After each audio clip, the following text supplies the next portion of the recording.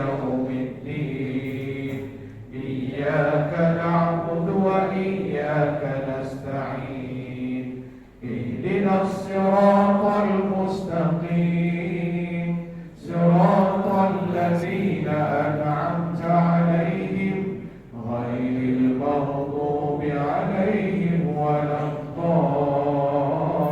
الضالين آمين. دعواهم فيها سبحانك اللهم